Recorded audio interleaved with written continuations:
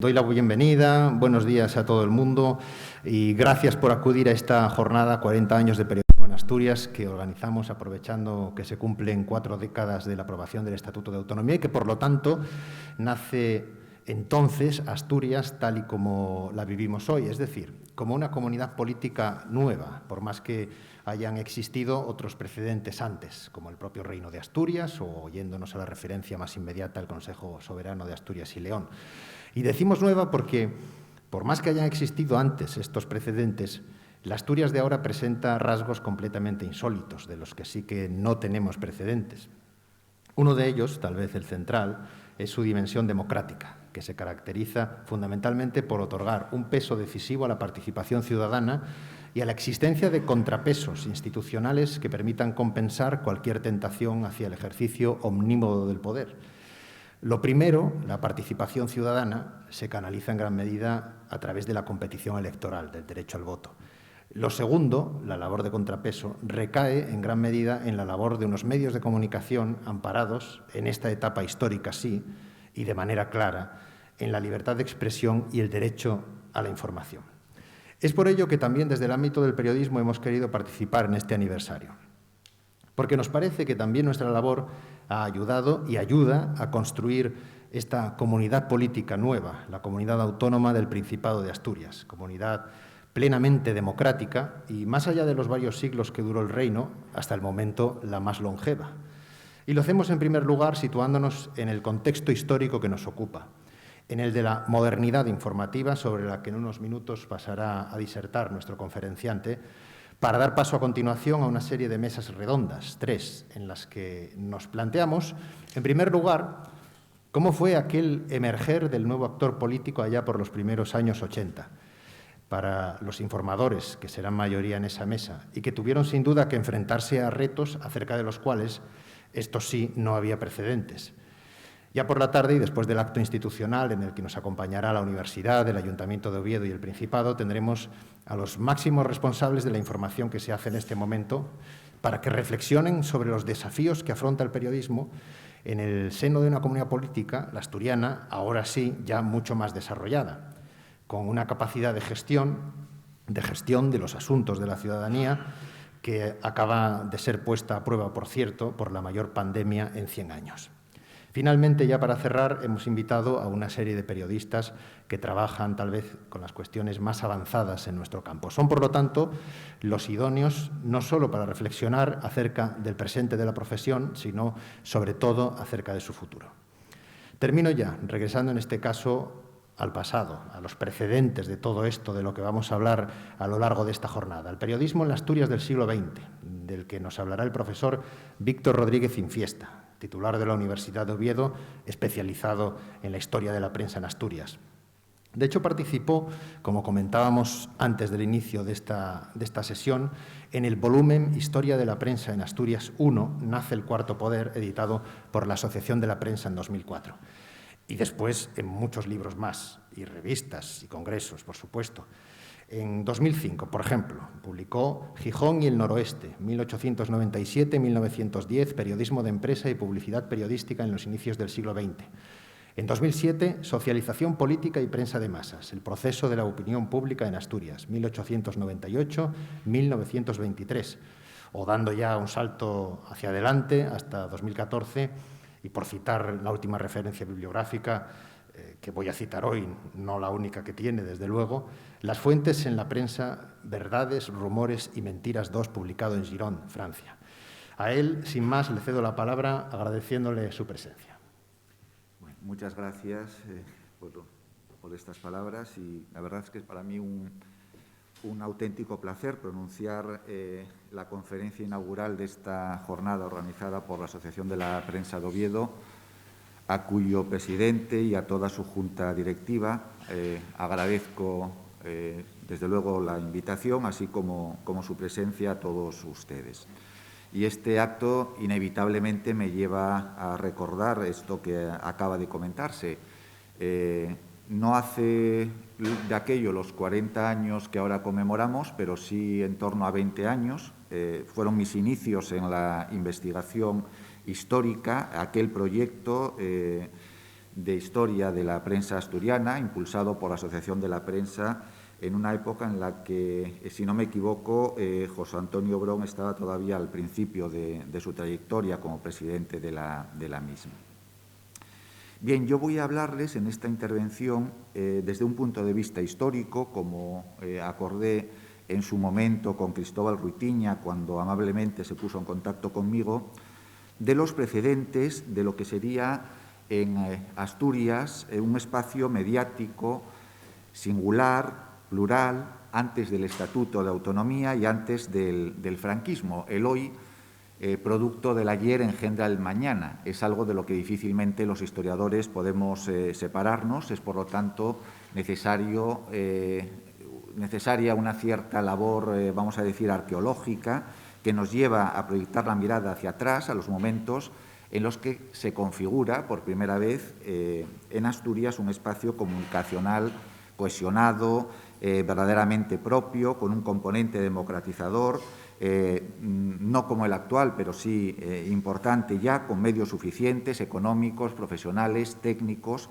como para que sea posible hablar por primera vez en Asturias de modernidad informativa y de una prensa dirigida al gran público.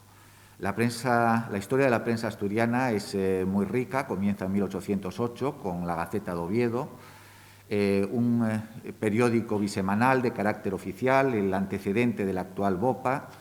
Para la prensa diaria hay que esperar a la segunda mitad del siglo XIX. La última etapa ya del XIX, podríamos incluso hablar de cierta fiebre periodística que alcanza distintas poblaciones en Asturias. Las cosas ya no volverán a ser nunca como antes.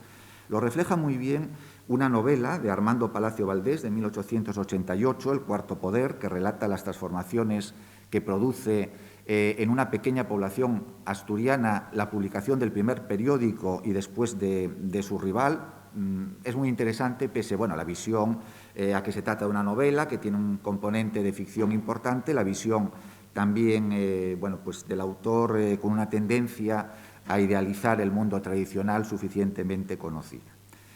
En esos momentos ya, como decía Berkeley hace más de 3 siglos, ser es ser percibido. Y esa idea la retomaría después el sociólogo francés Pierre Bourdieu para decir ser es ser visto en la televisión y por los periodistas. Efectivamente, cuando la opinión pública reina del mundo, y aquí la cita es de Pascal, se trata en primer lugar de dar fe de la propia existencia y de disponer, por ejemplo, para un hombre público, pocas mujeres públicas en el siglo XIX, de un canal de comunicación que no dependa de la voluntad ajena. Existir política, social, culturalmente, es tener un medio de comunicación, tener un periódico al alcance de quien quiera difundir determinadas ideas. La prensa es un espacio de socialización importante. No hay que olvidar la importancia que tienen durante mucho tiempo las redacciones y las tertulias que tienen lugar en las redacciones, por ejemplo, de los periódicos asturianos, de donde salen proyectos de todo tipo, candidaturas electorales. No hay que olvidar lo que significa el periódico como signo de identificación, lo que implica tener un periódico, una determinada cabecera, permitiendo ver cuál es esa cabecera, cuando esa cabecera tiene una ideología muy marcada, cuando es el órgano de un determinado partido político y lo que implica pasearse con ese periódico bajo el brazo, o lo que supone estar suscrito a un periódico con una ideología muy clara en el siglo XIX, en una época en la que la afiliación a los partidos, la afiliación a los sindicatos, los carnés no son habituales y estar suscrito al órgano de una determinada ideología es casi la forma más oficial de sistematizar, de hacer constar la adhesión a estas posturas. Visibilización exterior y articulación interior permiten definir posiciones frente al adversario, nosotros frente al inevitable ellos. El periódico es una suerte de bandera alzada cuyas funciones acaban por sobrepasar ampliamente la transmisión de contenidos informativos o doctrinales.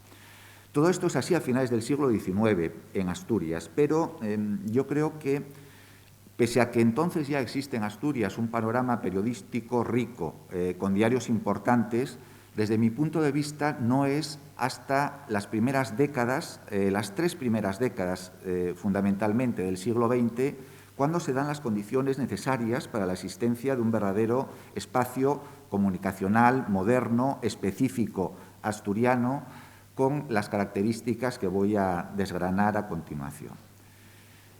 En primer lugar, en Asturias, a principios del siglo XX, podemos decir que estamos ya sumergidos de lleno en lo que algunos autores denominan la civilización del diario, una época en la que la producción masiva de prensa favorece cambios profundos en el conjunto de las actividades humanas, relaciones de los gobernantes con los gobernados, intercambios económicos, procesos de distinto tipo.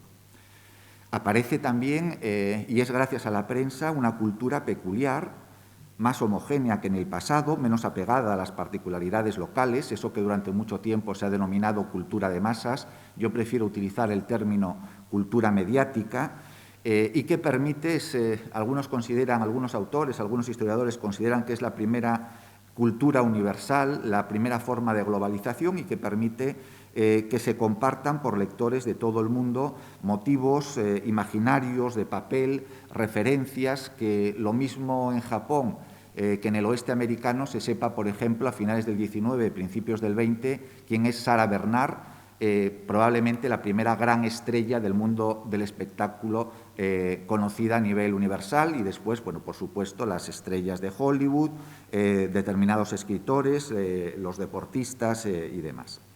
Esa cultura del periódico, esta civilización del periódico, significa también la imposición de determinados ritmos, de lo que llamamos flujo mediático. Es sabido que a los ritmos naturales, día-noche, estaciones, siembra y recogida, los seres humanos añadimos ritmos sociales y culturales.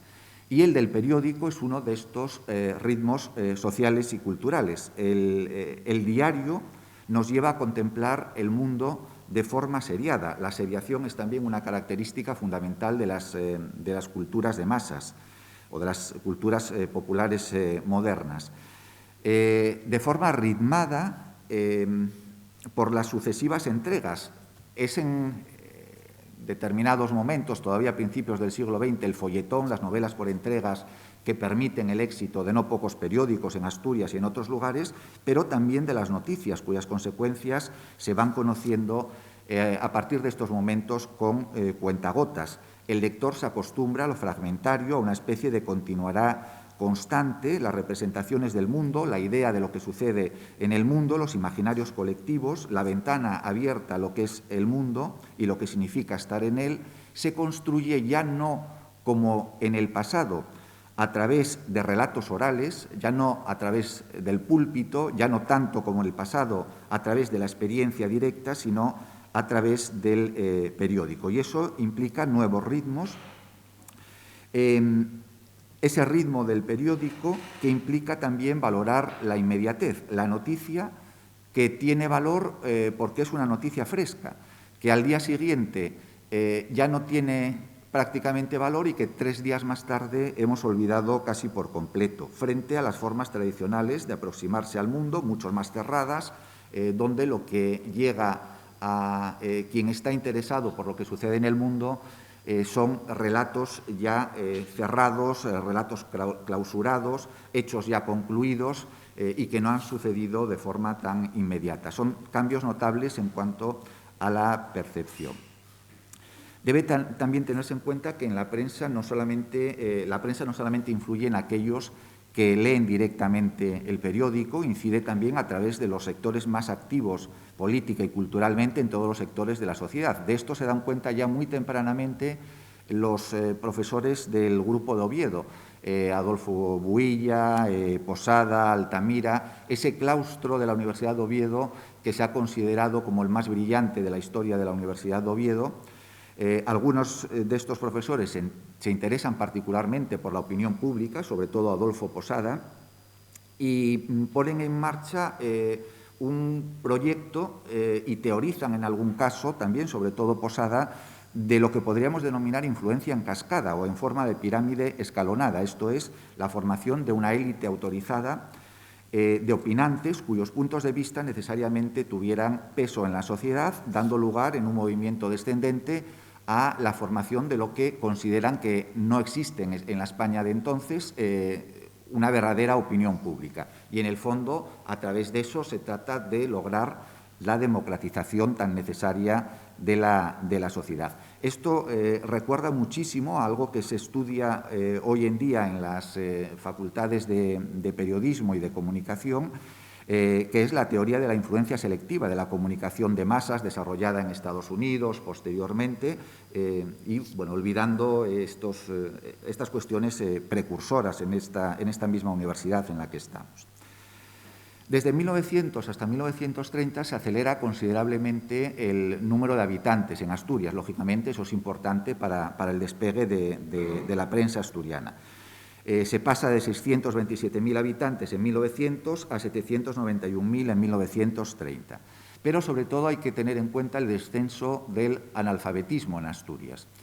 En 1900 todavía la mayor parte, más de la mitad de la población asturiana, es población analfabeta. No saben leer ni escribir. 1900, en términos históricos, es ayer. No hace nada para...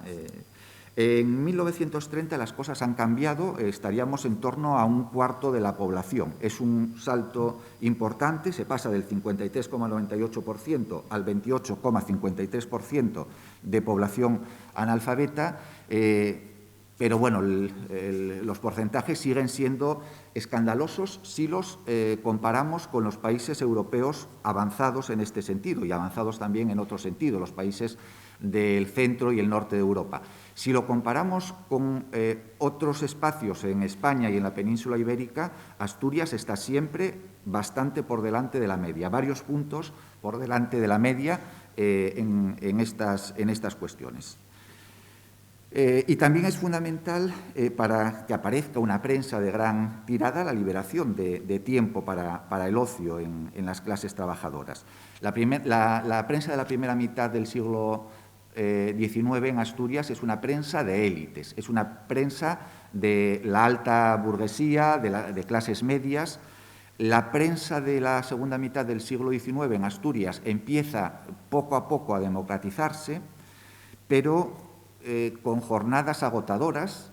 En 1900 todavía son habituales las jornadas de 10 horas, 11 horas, incluso más, y sin descanso dominical difícilmente un trabajador que llega a su casa y que, en el caso de que sepa leer, va a dedicar mucho tiempo o va a poder dedicar algún tiempo a la lectura recreativa. Eso empieza a cambiar poco a poco. En 1904 en España se aprueba la ley de descanso dominical. Va a tardar en aplicarse realmente. 15 años más tarde, en 1919, se aprueba una histórica reivindicación del movimiento obrero, la jornada laboral de 8 horas, y las cosas van a empezar a cambiar a partir de estos viejos derechos que, por cierto, el mundo virtual y de teletrabajo en el que actualmente vivimos parecen cada vez más empeñados en cuestionar. Esa nueva situación en las primeras décadas del pasado siglo, en todo caso, permite liberar tiempo para el ocio y permite aumentar el número potencial de lectores. Otra cuestión fundamental es la organización empresarial y la capacidad técnica. En el siglo XIX, los periódicos asturianos son periódicos propiedad de una sola persona, o cuando son de dos personas, suelen ser dos amigos que sellan un pacto entre caballeros con un simple apretón de manos, lo cual, bueno, pues es muy bonito, pero supone una notable inseguridad jurídica para los periodistas que trabajan en los periódicos. El periódico puede desaparecer en cualquier momento cuando esa amistad deja de serlo o cuando el propietario del periódico decide dedicarse a otra cosa. Las cosas empiezan a cambiar con la aparición de sociedades mercantiles nuevamente a principios del siglo XX, sobre todo con las sociedades anónimas como la forma jurídica más moderna de respaldo de un periódico en el plano económico. En 1902 el Noroeste se convierte en sociedad anónima, diario gijonés, republicano, después reformista, órgano de Melquiades Álvarez, fundado a finales del siglo XIX. En 1909 hace lo propio El Comercio, el periódico que había sido fundado en 1878. En 1913 se convierte en sociedad anónima El Carballón, fundado en 1879, periódico católico, inclinado al catolicismo social en esa época de la mano de Maximiliano Arbolella. Y más tarde, cuando en los primeros años 20 surjan nuevos proyectos periodísticos ambiciosos y llamados a tener éxito, como el caso de La Prensa en 1921 o Región en 1923, estos periódicos se fundarán ya como sociedad anónima y los consejos de administración, los accionistas, formarán parte ya de la lógica empresarial del periodismo asturiano. Con ello aumenta la capitalización, desde luego esas primeras sociedades anónimas se fundan con 40, 50.000 pesetas. Cuando se funda la editorial gráfica asturiana en 1923, ya no es con 50, que es la editora de Región, ya no lo hace con 50.000 pesetas, sino con 500.000 pesetas, es decir, estamos entrando en una época de periodismo industrial, un término que algunos emplean despectivamente y con nostalgia del viejo periodismo romántico, pero que implica una seguridad y una estabilidad que no habían conocido los viejos periódicos.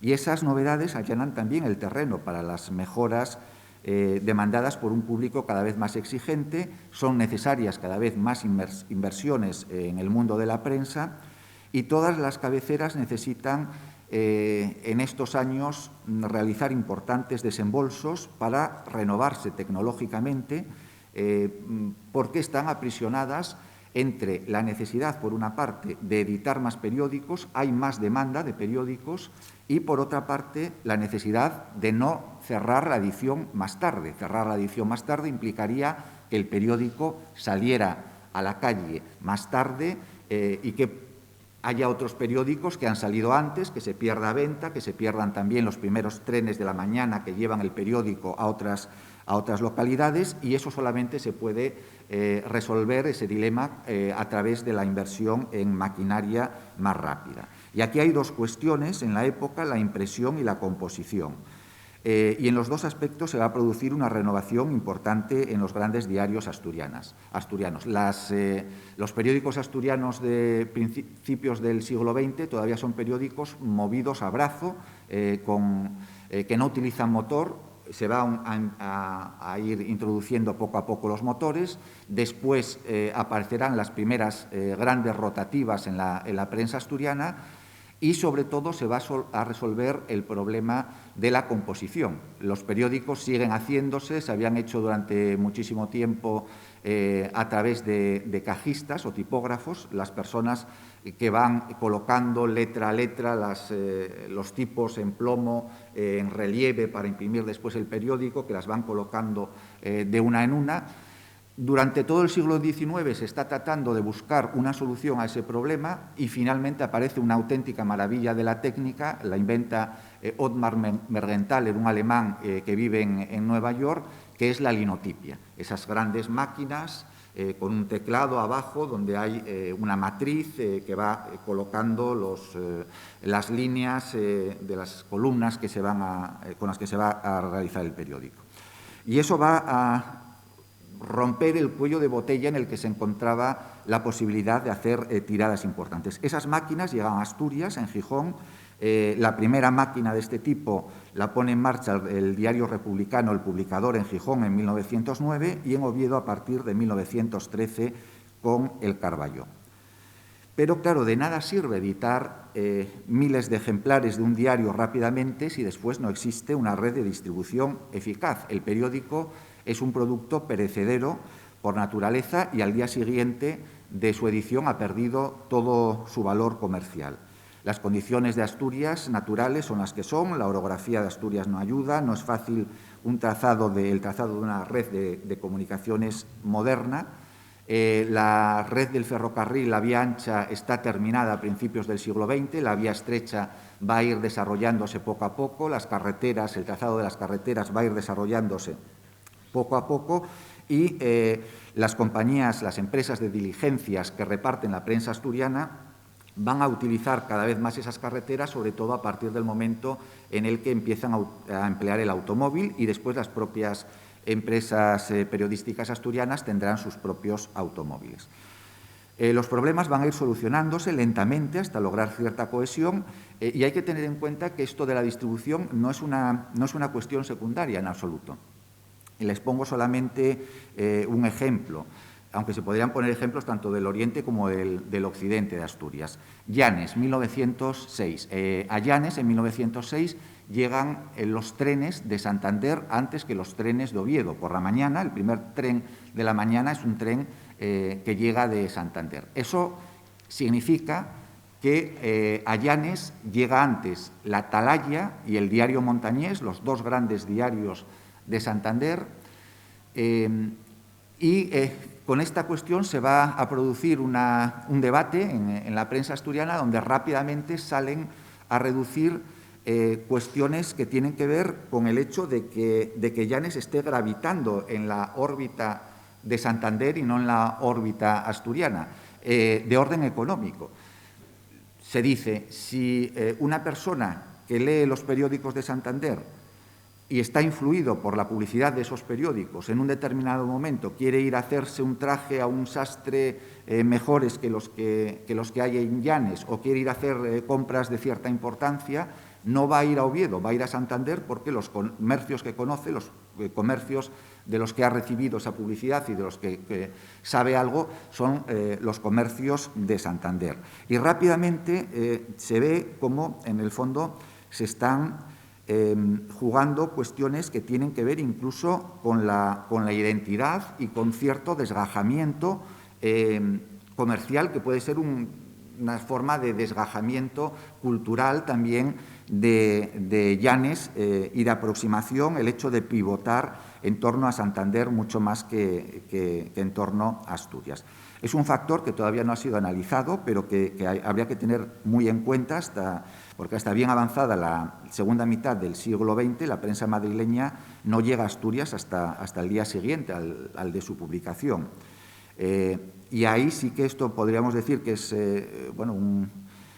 una ventaja del aislamiento, porque eso permite precisamente que surja en Asturias una prensa local y una prensa regional particularmente fuerte frente a lo que sucede con capitales de provincia que están relativamente cerca de Madrid y donde la prensa madrileña llega por la mañana, compite con la prensa local, y esa prensa local no llega a ser nunca una prensa tan fuerte como en el caso de la prensa asturiana.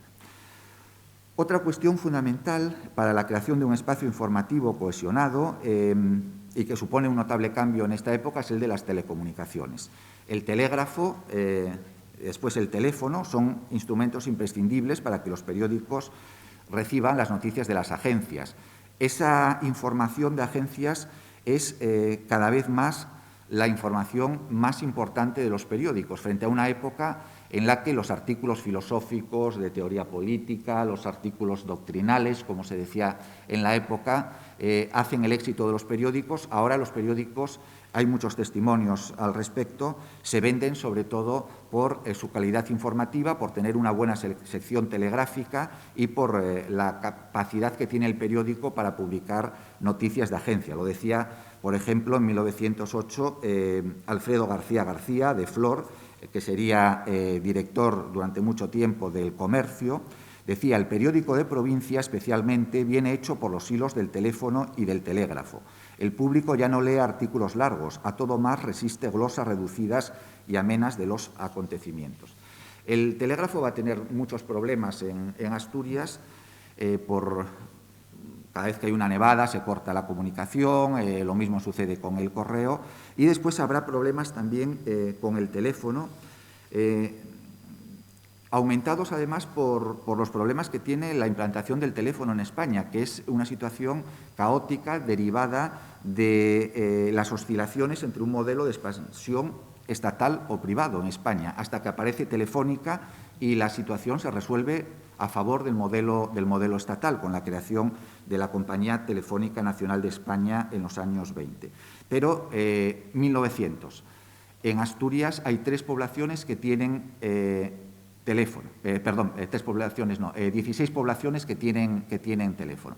Pero eso no quiere decir que esas 16 poblaciones estén comunicadas entre sí. Son concesiones particulares que permiten comunicarse dentro de esa población, pero no necesariamente comunicarse con otras poblaciones. Eso se va a ir modificando en los años 10, va a ir mejorándose. Van a ir apareciendo tarifas especiales para la prensa, para favorecer la utilización del teléfono por la prensa, y el paso más decisivo se da en Asturias a partir de 1913 con la inauguración del servicio interurbano peninsular y el enlace de Oviedo, Gijón y Áviles, por una parte con Santander y por otra parte con León. Y como Santander y León están unidas a Madrid, con eso se logra lo que la prensa asturiana ansiaba desde hacía muchísimo tiempo y reclamaba desde hacía muchísimo tiempo, que es la comunicación con Madrid, el centro de las noticias, el centro de las agencias.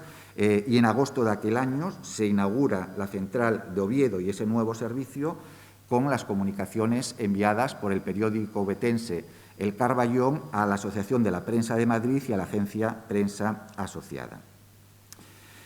A la altura de 1923, aunque con algunas deficiencias importantes, se puede decir que en Asturias hay una red de comunicación telefónica ya desarrollada, importante, que cubre los servicios fundamentales de la prensa asturiana. Otra cuestión es la de las técnicas de marketing y autopromoción. Las grandes campañas de promoción de ventas es también una novedad que no había existido anteriormente y que se va a repetir después constantemente hasta nuestros días. El sistema consiste casi siempre no en regalar fascículos para un diccionario o para una determinada obra o determinados objetos, como sucedería más recientemente, sino en sorteos y en adivinanzas mediante la inserción de cupones en el diario, que llegan a ser una auténtica pasión en la época y que llegan rápidamente a Asturias con respecto a los grandes países del entorno de España. La primera gran campaña de la prensa de autopromoción, de promoción de ventas de la prensa francesa, la lleva a cabo Le Petit Parisien en 1903 y consiste en adivinar una gran botella en la que se ponen granos de trigo y se trata de adivinar el número exacto o más aproximado de esos granos de trigo. Eso lo copia pronto el ABC, sustituyendo el trigo por los más castizos garbanzos, y se trata de lo mismo. Y eso en 1906 lo hace también El Carballón en Oviedo, en este caso algo parecido, que es poner un objeto dentro de una caja y se trata de adivinar cuál es ese objeto. Lo hacen con gran sentido comercial porque esa caja la colocan en un centro comercio ovetense, en el escaparate de ese comercio. Es decir, se trata a fin de cuentas de estar en boca de todo el mundo, de que se hable del periódico, lo más posible. Lo importante de esto es que, después hay otras, el Noroeste, por ejemplo, que practica concursos, llega nada menos que a sortear un solar edificable de 2.000 metros cuadrados en Gijón. Porque, claro, el problema de las campañas promocionales es que hay que sorprender cada vez más al lector y hay que darle cada vez premios más sustanciosos. Lo importante de todo esto es que los periódicos ya no se editan y se espera a que por su calidad se vendan y tengan influencia en la opinión pública, sino que ahora se conciben como un producto comercial más, sujeto a las leyes del mercado, susceptible de campañas que atraigan al lector por otros motivos que el contenido y con ello susceptibles también, lógicamente, de atraer a los anunciantes, que es de lo que vive siempre el periódico. Están los periódicos asturianos dejando de ser el capricho de un político, de un personaje influyente dispuesto a perder dinero financiando un periódico para convertirse cada vez más en un negocio particular porque influye en la sociedad, pero un negocio al fin y al cabo. Otra cuestión fundamental, por supuesto, es la de los periodistas. Contrariamente a lo que algunos señalaban como humor en la época y a lo que algunos parecen creer con toda seriedad, lamentablemente, hoy en día no hay periodismo sin periodistas. Efectivamente, esto que digo del humor, a principios del siglo XX, muchas veces hay una broma habitual entre periodistas en la que se dice que los periódicos se hacen a base de tomar café, se hacen solos, sin necesidad de periodistas. Lo decía Julio Camba, uno de los periodistas más conocidos de la historia del periodismo español, en un artículo donde, entre otras cosas, comentaba: ordinariamente los redactores nos reuníamos en torno a una mesa muy grande, pedíamos café y comenzábamos a charlar y a fumar pitillos. Abajo estaban los talleres. ¿Por qué procedimiento se transformaban nuestras conversaciones en artículos y noticias? Yo lo ignoro, pero el hecho es que el periódico poco a poco iba haciéndose.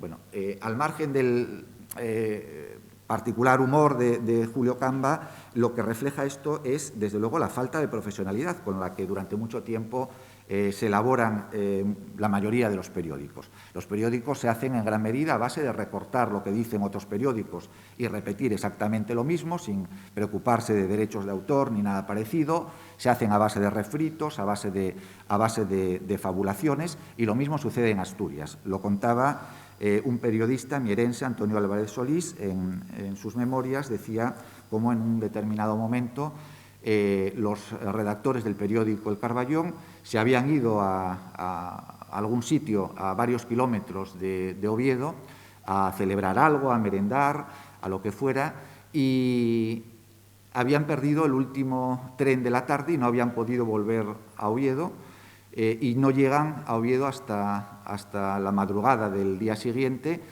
considerando, lógicamente, que no ha salido el Carballón. Y se sorprenden cuando ven que, efectivamente, sí ha salido. El regente de la imprenta había sacado a la calle el número del día siguiente, valiéndose únicamente de unas tijeras y de algunos periódicos de otros lugares recibidos al cambio en el periódico.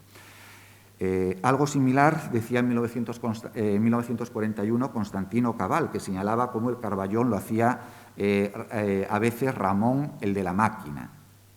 De ese periodismo, que podemos calificar de espontáneo, se va pasando poco a poco a un periodismo profesionalizado, hasta que en la tercera década del siglo XX la situación en algunos periódicos, ese periodismo amateur desde luego va a seguir existiendo, en algunos periódicos la situación ha cambiado. Incluso se puede decir que la profesión de periodista a principios del siglo XX no existe como tal en Asturias, es más bien un oficio muy mal pagado, lo que conduce al pluriempleo y sitúa a los periodistas en un espacio muy cercano al mundo de la bohemia y, sobre todo, bueno, pues, particularmente mal pagado. Ya sé que las cosas no son maravillosas hoy en día tampoco. La ausencia de una formación específica, por otra parte, tampoco facilita ningún tipo de compromiso deontológico. No hay facultades de periodismo. La primera escuela digna de este nombre será en 1926 la Escuela del Debate, pero no hay formación para ser periodista, lo cual no quiere decir que no haya atractivos en la profesión periodística de la época. La primera de ellas, el primero de los atractivos sería el de la cercanía al mundo de la política. El Congreso en España estuvo siempre lleno de periodistas. Decía Checa Godoy que la Segunda República es una república de periodistas. Y en Asturias también, en esta época de la que estoy hablando, la prensa sirve como trampolín abundantemente para ocupar determinados cargos y para candidaturas electorales. Son muchos los directores o redactores jefe de diarios asturianos que dan el salto a la política en algún momento. Por citar nada más que los de estos años, pues Ramón Álvarez García, Senén Rendueles, Marcelino Trapiello, José Valdesprida, bueno, algunos más que estos. Y, por supuesto, está la modesta notoriedad pública aneja al oficio. Bueno, modesta en algunos casos, no tan modesta en otros. El ver el nombre propio escrito en letras de molde, que es pues una satisfacción, sobre todo cuando se ve por primera vez. Nuevamente, Antonio Álvarez Solís lo contaba, hablaba de la primera vez que colaboraba en El Carballón y decía: cuando contemplé mi firma por primera vez en un diario, las calles del pueblo eran estrechas para mí. En 25 años de vida profesional dirigiendo periódicos, desde que cumplí 28, no he vuelto a sentir una satisfacción semejante. Y otro escritor, Pepe García, también en el colaborador del Carballón, contaba la experiencia cuando le habían encargado por primera vez una colaboración, que era una necrológica, y decía: Cuando después de leerlo 10 o 12 veces salí calle de Campomanes abajo, me parecía que las gentes, asombradas, se fijaban en mí y que hasta deseaban morirse para que yo entonase un himno a su memoria. Por otra parte, hay una cuestión que yo creo que es el mejor indicador de la emergencia de una situación diferente de la del pasado y de la configuración en Asturias del periodismo ya como una profesión, que es algo de lo que no podemos dejar de lado en una jornada como esta, que es el asociacionismo. Los síntomas de ciertas inquietudes, la existencia de un creciente grupo de personas ocupadas en actividades periodísticas acaban en algún momento siempre manifestándose en estas iniciativas. En Asturias, los primeros pasos que se dan en este sentido surgen en 1906. En 1906 empieza a aludirse por primera vez a la posible creación de una asociación regional de periodistas y escritores. Parece ser que hay un periodista madrileño presente, no sabemos el nombre, o al menos yo no sé el nombre, pero no hay que olvidar que en 1895 se había fundado la Asociación de la Prensa de Madrid, probablemente haya una influencia en ese sentido. Se llega a crear en 1906, a raíz de esta reunión de periodistas en Oviedo, una comisión provisional organizadora y la cosa se queda ahí, no llega a fructificar. En 1907 hay otra iniciativa de la mano del que se puede considerar en ese momento el decano de los periodistas asturianos, Protasio González Solís. Tampoco eso llega a cuajar y finalmente es a finales de 1909 cuando se crea la Asociación de la Prensa de Gijón, la primera asociación con carácter local, esa Asociación de la Prensa de Gijón. Se trata de convertirla en organización regional, eso fracasa, sigue siendo Asociación de la Prensa de Gijón y no mucho tiempo después se fundará la Asociación de la Prensa de Oviedo, que organiza esta jornada y que acaba cumpliendo esa función, como bien saben ustedes, de asociación de la prensa asturiana. Sin embargo, claro, el problema se va a ver rápidamente y es que la convivencia entre socios con intereses muy distintos va a hacer que afloren diferencias y en 1914 se va a fundar ya una sociedad de periodistas profesionales. Aquí el adjetivo es lo fundamental, el profesionales, como reflejo de un rápido proceso de profesionalización y la necesidad de diferenciarse de las prácticas del periodismo amateur. Es decir, se pasa de 1906 a considerarse periodista cualquiera que escribe en un periódico e incluso considerar que tiene los mismos intereses un periodista que cualquier persona que se dedique a escribir de lo que sea y a publicar donde sea, a considerar que no tiene nada que ver el colaborador ocasional de un periódico con el periodista profesional. La oferta periodística también comienza a ser verdaderamente amplia y variada en Asturias. Yo diría que como nunca antes y como nunca volverá a verse tampoco en el futuro, en Gijón, una población que cuenta en 1900 con unos 28.000 habitantes, un poco más de 30.000 en 1910. Durante estos años lo habitual es que haya 5 o 4 periódicos, en algún momento 6 periódicos diarios, en algunos casos incluso con la misma orientación ideológica totalmente. En 1900 hay 2 periódicos diarios de carácter republicano en Gijón editándose al mismo tiempo y en 1909 probablemente haya 3 periódicos diarios republicanos que se definen a sí mismos como republicanos editándose al mismo tiempo. Una riqueza periodística, una cantidad de periódicos diarios y no diarios también, aunque me estoy ocupando de lo más significativo que son los diarios.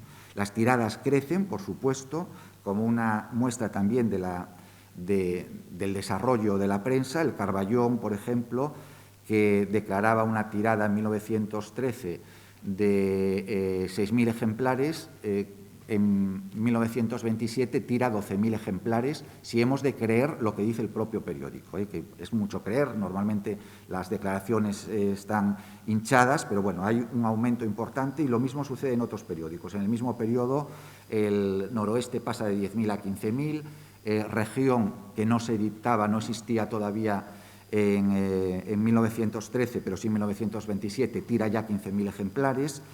Y las novedades se reflejan también poco a poco en la morfología de las publicaciones. No solamente crecen las tiradas, también lo hace la superficie impresa y el número de páginas. Pasamos de periódicos muy apelmazados, como son los del siglo XIX, a una maquetación moderna, mucho más legible, mucho más aireada, aparecen muchas más imágenes que en el pasado, aparecen contenidos menos doctrinales, más ligados al ocio. El propio diario Región, que he mencionado varias veces, es un buen ejemplo de cómo es un periódico con un formato particular, con muchas páginas, con muchas fotografías, que le da mucho espacio a la imagen, ocupa mucho espacio el deporte, ocupan mucho espacio los contenidos que podemos denominar de entretenimiento. Y esos nuevos contenidos también implican nuevas formas de hacer periodismo. El mayor número de imágenes se va a ver acompañado por un grado creciente de sensacionalismo, por la ocupación de más espacio por el deporte y también por una mayor tendencia al reporterismo. La figura del reportero marca un cambio con respecto al pasado en la historia del periodismo. El reportero, al contrario de lo que sucede con lo que en la época se llama el periodista de mesa, que es el periodista tradicional, lo que hacían los periodistas durante muchísimo tiempo es esperar a que pase algo y contar, cuando tienen información sobre esto, lo que ha sucedido. El reportero ya no espera a que pase algo. Si no pasa nada, el reportero provoca la noticia y el reportero es el propio protagonista de esa noticia. Los primeros reportajes, en un sentido moderno, empiezan a aparecer también en la prensa asturiana en estos momentos. Uno de los primeros es el que publica El Noroeste en 1914, un reportaje firmado por Florentino Zapico con amplia cobertura, y eso también es una novedad fotográfica, con fotografías de Alejandro Goicoechea, cuando bajan a la mina de Respinedo, en Langreo, y hacen un reportaje sobre cómo viven los mineros y la realidad de la vida de los mineros. Los dos protagonistas son los periodistas, precisamente, y eso es una novedad con respecto al pasado. El fotógrafo saca las fotografías del periodista que escribe mientras entrevista a un minero. El periodista se asoma incluso con su imagen al periódico, cosa que no era en absoluto habitual en el pasado. Y al mismo tiempo, desde el otro espacio se hace lo mismo, se relata cómo las dificultades que tiene el fotógrafo para tomar sus fotografías y se resalta el carácter heroico de esos dos periodistas, porque lejos de diluirse tras lo relatado, como sucedía con el periodismo tradicional, queda clara la audacia, queda claro lo insólito de sacar una fotografía bajo tierra, algo que no se había hecho nunca en Asturias, y queda claro el valor de los periodistas, que no solamente bajan a muchos metros bajo tierra a la mina, sino que utilizan, y eso se cuenta en el reportaje, como se hacen las fotografías de la época necesariamente a modo de flash para sacar fotografías en oscuridad, utilizan magnesio, lo cual puede provocar una explosión de grisú y, sin embargo, hacen la fotografía pese a todo. El reportaje de investigación, el reportaje de denuncia de hechos delictivos también empieza a sentarse ahora en la prensa asturiana con periodistas que, salvando las distancias, no difieren mucho de aquellos periodistas heroicos que después va a mostrar abundantemente Hollywood o incluso la historieta Tintín o la novela popular de la época, Rouletabille, Fandor, el periodista que se enfrenta a fantomas en las novelas por entregas de la época, periodistas que denuncian hechos delictivos que generan también la noticia.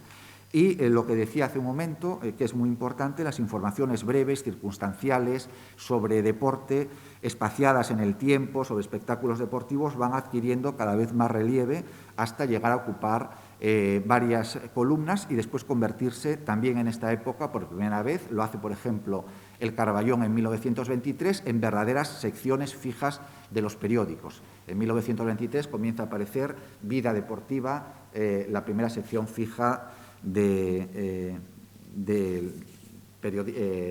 deporte del periódico ovetense. Y, en definitiva, el panorama general esbozado apunta entonces a un progreso acelerado desde el inicio del siglo XX, durante las primeras décadas del siglo. Las tiradas crecen notablemente, el oficio de periodista en Asturias se moderniza hasta llegar a convertirse en algún caso, no siempre, en una verdadera profesión. El diálogo entre los periódicos asturianos es algo permanente, las cabeceras se observan, son conscientes de que forman parte de un mismo espacio de intercambio comunicacional.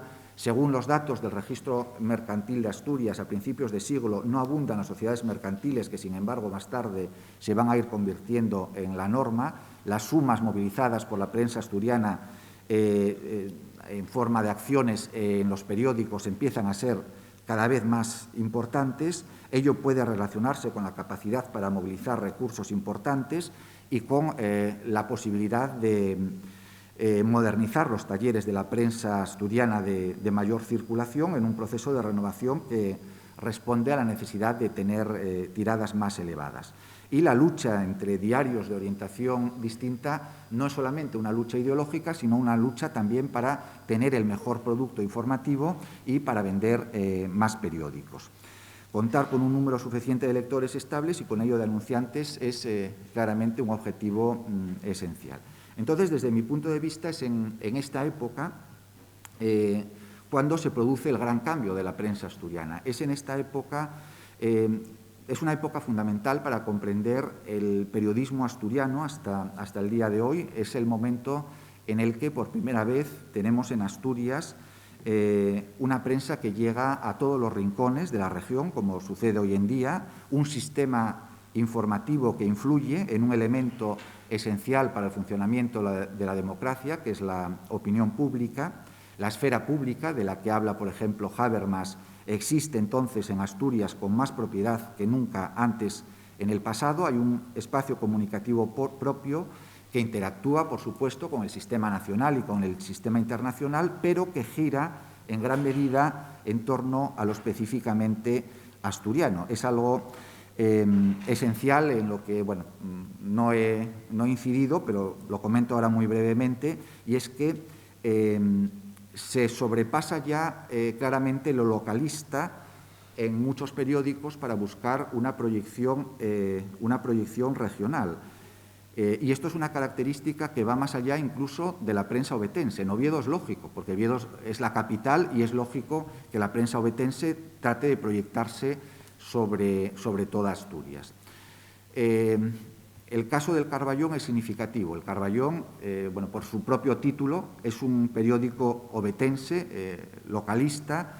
Así es en gran medida durante mucho tiempo. A principios del siglo XX trata de convertirse en un periódico verdaderamente regional, en un periódico verdaderamente asturiano, y lo consigue en gran medida. Y después los otros grandes periódicos llamados a tener una larga vida que surgen en los años 20, el caso de La Voz de Asturias en 1923 o de Región también en 1923, son periódicos que ya nacen con una vocación asturiana, con una vocación regional. El propio título, La Voz de Asturias, es La Voz de Asturias y no La Voz de Oviedo, Región, por supuesto. Pero incluso esta tendencia a constituir un espacio comunicativo regional se ve también en la prensa gijonesa. El Noroeste es un periódico que se vende siempre muy bien en las cuencas mineras y que incluso a partir de cierto momento, en la primera década del siglo, trata de penetrar en Oviedo abundantemente y de distribuirse temprano en Oviedo, lleva a cabo una campaña para funcionar bien en Oviedo. E incluso hay otro periódico, otro diario que no he mencionado, El Pueblo Astur, un periódico que nace en Gijón, pero que poco tiempo después de nacer en Gijón se convierte, bueno, el título ya es también propiamente asturiano, es El Pueblo Astur, no el pueblo gijonés, se convierte en el primer periódico de la historia de Asturias que tiene 3 redacciones al mismo tiempo abiertas, una en Gijón, otra en Avilés y otra en Oviedo. Eso ya en la segunda década del siglo XX.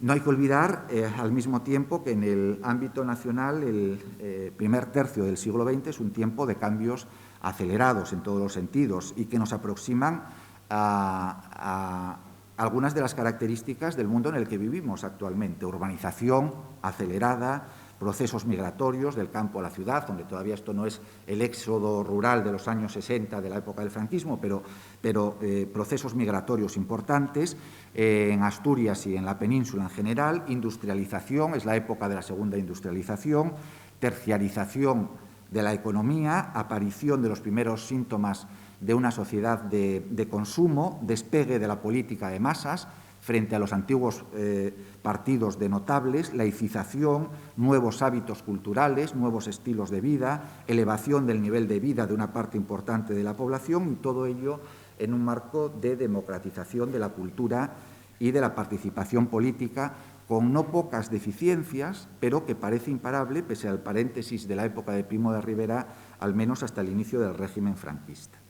De manera que cuando el franquismo concluye y tras un periodo de transición, los precedentes de una esfera mediática, plural, democrática, pese a todos los frenos y pese a todos los obstáculos, un espacio informativo y de diálogo comunicacional específicamente asturiano, creo que solo pueden buscarse en una época que se inaugura con el nuevo siglo, que implica la amplificación de fenómenos que proceden del pasado. En historia todo tiene raíces anteriores y que se cierran durante algún tiempo con la derrota de la República y la victoria franquista, aunque por supuesto no sea lo mismo el primer franquismo, el franquismo de la posguerra, que el de finales de los años 60 y los años 70, y en este último también puedan encontrarse raíces de lo que vendría después.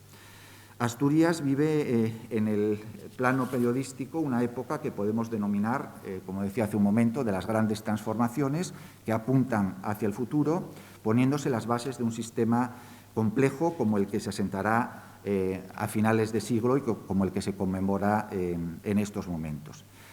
Para escribir esa historia, y con esto voy concluyendo, la gran historia del periodismo asturiano, todavía quedan no pocas cosas por hacer. La aparición del periodismo en Asturias no es particularmente temprana. En 1808 ya hay periódicos en otros lugares en España, pero la riqueza posterior creo que justifica todos los esfuerzos y creo que me permite concluir con las palabras que escribía hace ya un siglo y medio el primer historiador del periodismo asturiano, alguien no demasiado recordado, Máximo Fuertes Acevedo, que decía en 1868: Asturias no podrá figurar, por cierto, a la cabeza de las primeras provincias por su historia periodística, pero tampoco será con mucho de las últimas, siendo por el origen y la importancia de sus publicaciones digna de particular estudio. Bueno, mi charla ha tratado sencillamente de compartir con ustedes algunas de los resultados de los estudios llevados a cabo por mí o por algún otro investigador en estos últimos años, con lo cual, bueno, pues espero haber podido al menos esbozar los perfiles de un espacio periodístico sobre el que después, en cierto modo, va a sentarse el desarrollo del periodismo posterior. Muchas gracias por su atención y muchas gracias por su presencia.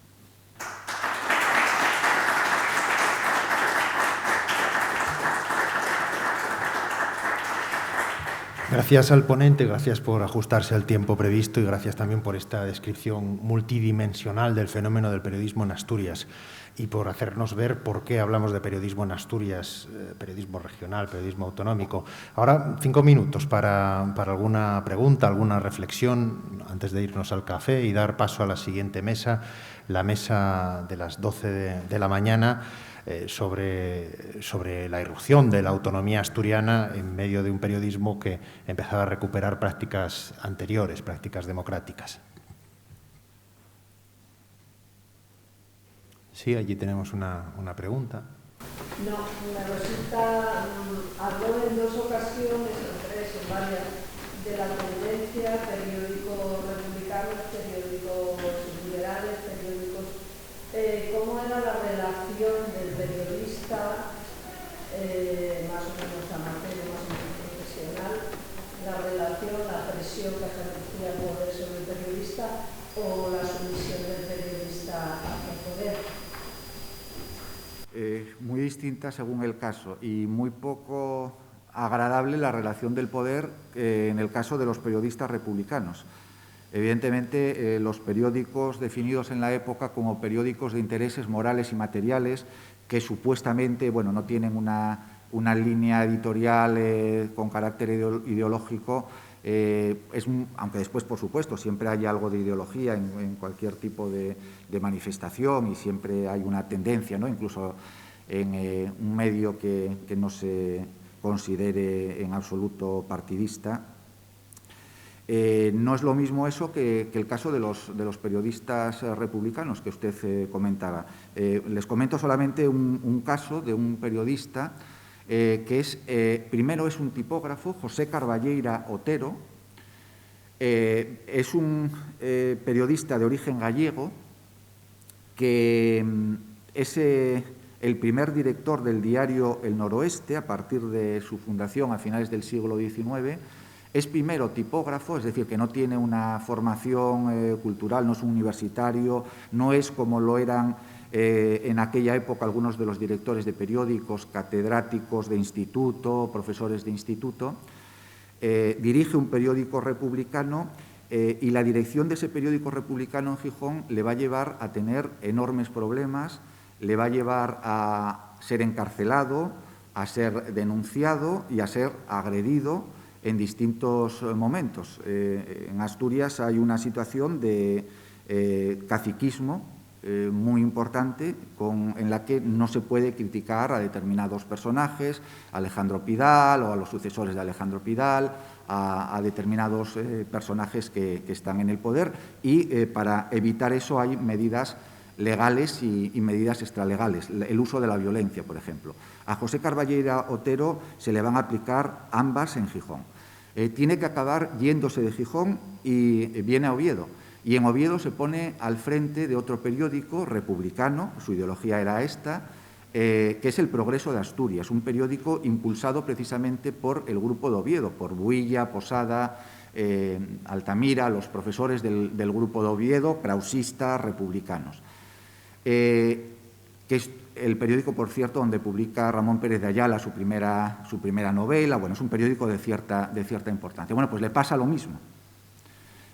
Acaba siendo agredido, el periódico acaba, después de unos años, después de sacar a la calle determinados escándalos, acaba teniendo que marcharse ya no de Oviedo, sino de Asturias. Yo le pierdo, en investigaciones, le pierdo la pista durante mucho tiempo, acaba pasando por Cuba y después acaba en Tampa, en Florida, en Estados Unidos, donde funda otro periódico en español para personas de habla española, que se llama no recuerdo qué, el Algo de Tampa, y resulta que acaba pasándole lo mismo. Denuncia las corruptelas del mundo político en la ciudad en la que vive en ese momento y acaban agrediéndole también y acaba en una situación absolutamente terrible. Es un personaje que decide no doblegarse ante nada.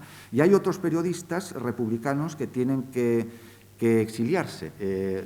Sergio Sánchez Collantes, un profesor de la Universidad de Burgos, pero que estudió en la Universidad de Oviedo, especialista en historia del republicanismo, ha seguido la trayectoria de algunos de estos periodistas que tienen que marcharse a Argentina, a distintos lugares, periodistas asturianos, porque una de dos, o se pliegan al poder y renuncian a sus convicciones o se marchan porque o se dedican a otra cosa que no es el periodismo.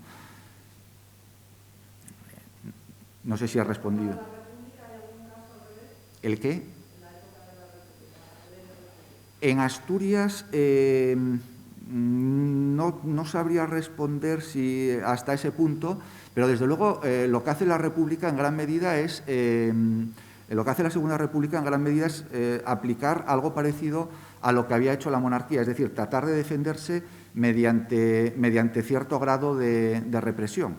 No es otra cosa, tratar de defender la República evitando la propaganda monárquica y dificultando en todo lo posible la vida de las publicaciones monárquicas. El ABC suspendido muchas veces, El Siglo Futuro, El Debate, los grandes periódicos de la derecha en la época de la Segunda República van a tener muchos problemas en ese sentido y en el fondo es eso, es un poco darle la vuelta al calcetín, pero la República hace con los monárquicos un poco lo que había hecho la monarquía con el mundo republicano, en términos generales.